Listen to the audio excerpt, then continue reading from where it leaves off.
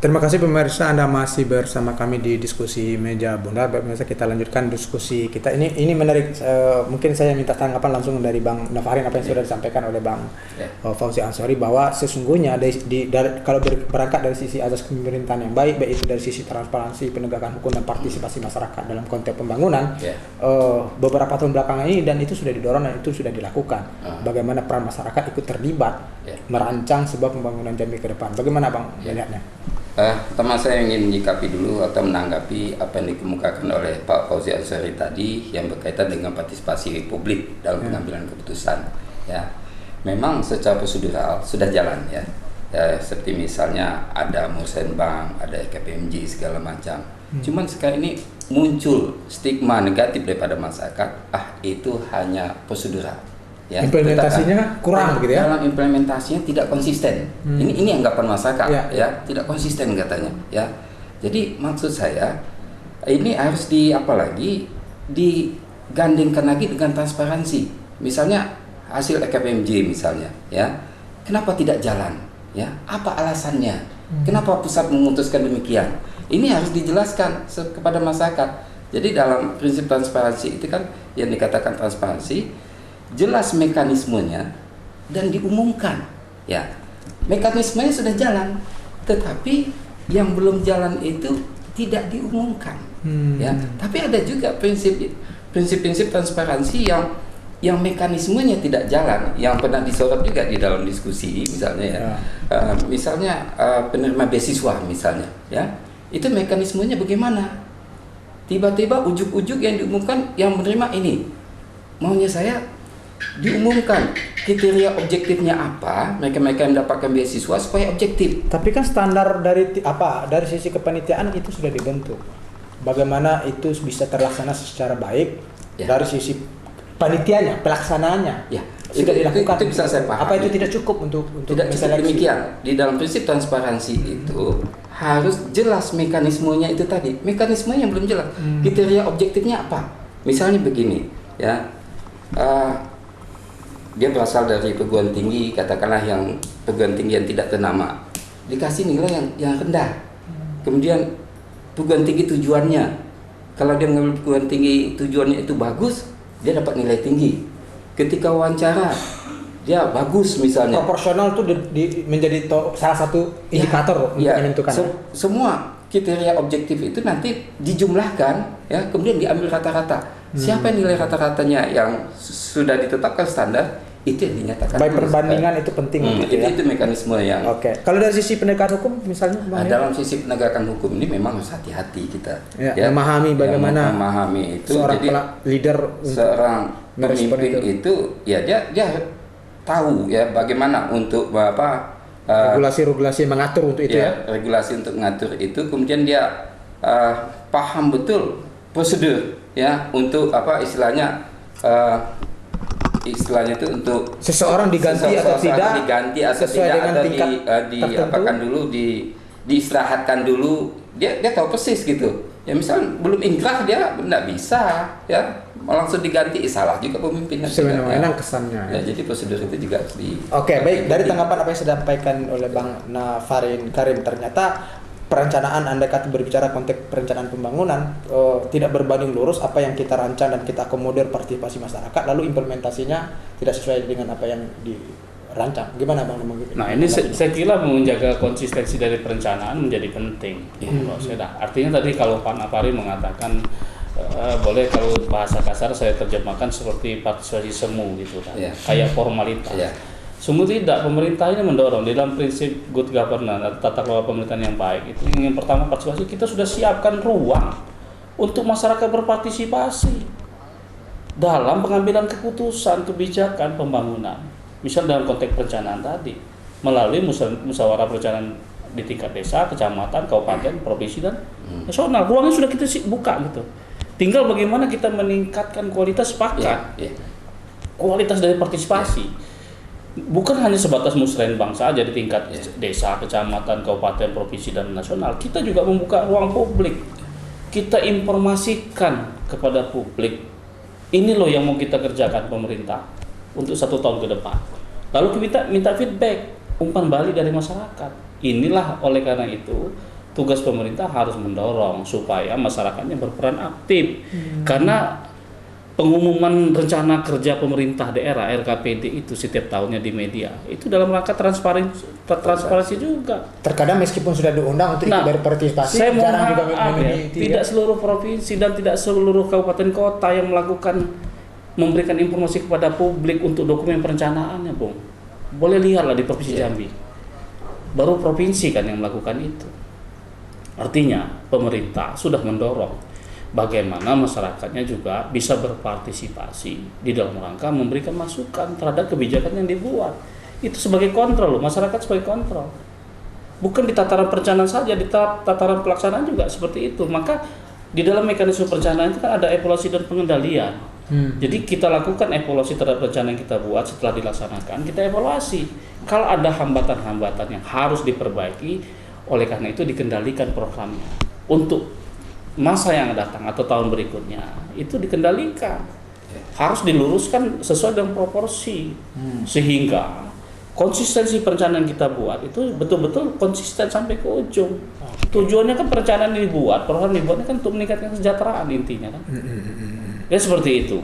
Oke, kalau dalam sisi untuk bagaimana pemahaman pengelolaan tata kelola perintah yang baik untuk selanjutnya menjadi standar mekanisme untuk melakukan itu, selain daripada persoalan partisipasi penegakan hukum dan juga transparansi, apalagi?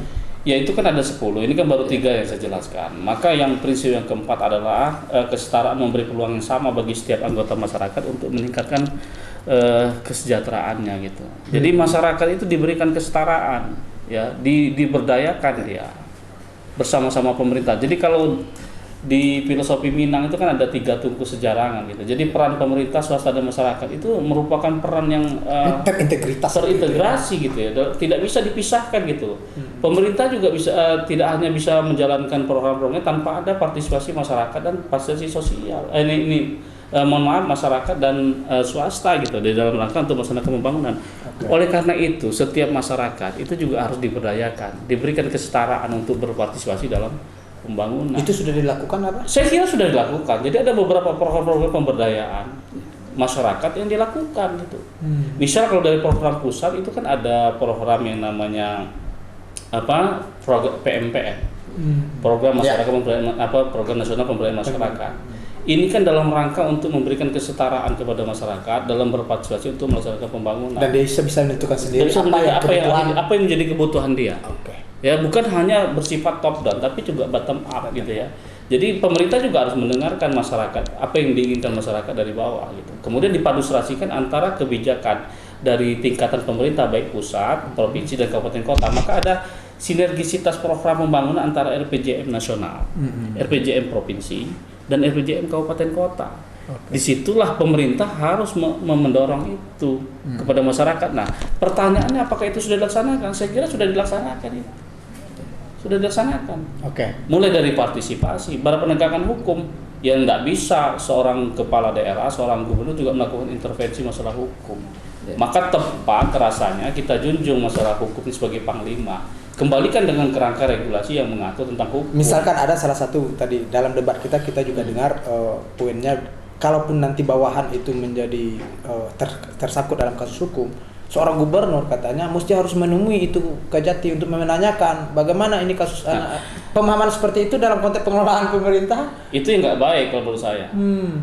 Seorang gubernur, seorang presiden tidak boleh melakukan intervensi hukum. Meskipun sekedar menanyakan. Itu kan sudah masuk coupling lain gitu. Bukan coupling seorang kepala daerah berbicara masalah hukum. Kepala daerah memahami itu penegakan hukum dari sisi kerangka regulasi gitu. Biarlah proses ini jangan diintervensi. Biarlah hukum yang menentukan salah atau tidak, maka ada proses gitu. Dan kita dalam niat, misalkan kalau Zumi Zola mengatakan dalam niat untuk mengetahui apakah bawahannya itu benar terindikasi berkasus atau tidak, niat untuk baik menanyakan itu tidak tepat juga bila mana itu dilakukan seorang tidak gubernur. Tepat karena bukan tugas seorang gubernur kan untuk menanyakan sejauh mana kasus itu gitu. Itu kewenangan penyidik kan. Dan itu sangat private dan itu sekali. Sesuai dengan kerangka struktur daripada proses pemerintahan kita, pembagian kekuasaan tadi ya. Oke. Nah, saya ingin menambah sedikit apa masalah apa tadi kesetaraan dalam pemberdayaan masyarakat tadi ya. Dalam pemberdayaan masyarakat itu kan konsepnya bagaimana membuat masyarakat yang tidak mampu, yang miskin ini bisa menjadi mandiri ya. Memang sudah ada program-program pemerintah. Yang saya lihat ini yang berkaitan dengan masalah kualitasnya ya, kualitas pemberdayaan. Ini yang harus kita tingkatkan di masa yang program pemerintah yang sebelumnya yang sudah ada tersorot untuk itu, bisa salah satu contoh Samisake misalnya Samisake misalnya ya, seperti bedah rumah itu Samisake itu bagus sekali menurut saya termasuk program cuma prioritasnya aja ya, prioritasnya mungkin bisa kita geser sedikit, misalnya untuk pemberdayaan masyarakat yang mata anggarannya lebih besar gitu ya, misalnya masyarakat itu diberikan pelatihan ya, sudah diberikan pelatihan mereka diberikan modal awal ketimbang kita memberikan porsi bedah rumah yang lebih banyak ya. Jadi menurut saya Samisake itu mungkin bedah rumah ini sudah diakui oleh nasional sudah mengakui itu. Mungkin karena masa peningkatan kualitas saja lagi. Peningkatan kualitas itu kan mungkin kalau periode kerja nanti lebih 2 miliar nanti, itu. Lebih maju nanti. 2 miliar tadi untuk satu kecamatan. Oke, prinsip selanjutnya gimana? Bukan. Saya ingin mengomentari sedikit mengenai Samisake misalnya. Sebenarnya ada 3 filosofis yang melahirkan program Samisake. Yang pertama sebenarnya yang terbaca bahwa kapasitas fiskal daerah itu antara kabupaten satu dengan yang lain kan berbeda-beda, Pak. Kemampuan fiskalnya kan berbeda-beda. Oleh karena itu dalam rangka untuk pemerataan, untuk meningkatkan kapasitas fiskal kabupaten kota, uang itu didaerahkan. Jadi program Samisake itu juga perlu diinformasikan kepada masyarakat, uang yang bersumber dari APBD provinsi kemudian ditransfer ke APBD kabupaten kota, kemudian dimanfaatkan untuk program Samisake. Sehingga yang tadinya kapasitas fiskal daerahnya rendah, dengan adanya bantuan bersifat khusus, bantuan keuangan bersifat khusus Samisake, dia akan lebih berdaya gitu untuk melaksanakan program pembangunan. Jadi kita tidak lihat ini program provinsi atau program kabupaten kota, karena di masing-masing tingkatan pemerintah ini dibatasi oleh kewenangan gitu. Pemerintah provinsi itu tidak boleh menangani program-program kegiatan yang menjadi kewenangan kabupaten kota, sehingga caranya untuk supaya bisa ditangani program itu, uangnya didaerahkan masuk ke APBD dalam rangka untuk peningkatan kapasitas fiskal. Yang kedua filosofisnya menekan angka kemiskinan, karena diindikasikan angka rumah tangga miskin kita sangat miskin. Pada tahun 2010 itu kan ada 34.180 yang kemudian harus diintervensi melalui program Samisake ini untuk menekan angka kemiskinan. Salah satu indikasi kemiskinan, indikator kemiskinan itu mungkin dari sisi kondisi fisik rumah misalnya, yang tidak layak huni. Ini kan banyak aspek yang masuk di situ, aspek kesehatan juga masuk di situ kan. Nah, bagaimana rumah yang tidak layak menjadi layak huni sehingga juga dia bisa lebih sehat. Ya, kalau dia sehat berarti biaya-biaya untuk pemeliharaan kesehatan juga akan semakin lebih rendah gitu. Jangan nanti rumahnya tidak sehat, penghuninya menjadi tidak sehat, dia harus mengeluarkan lagi. Tapi sebenarnya di 9 kegiatan itu dikunci di poin ke-10. Dan kegiatan lainnya sesuai dengan kebutuhan lokal. Itu salah satu kriteria. Jadi sebenarnya sudah dibuka seluas-luasnya Pak Nafarin mengenai Samisake.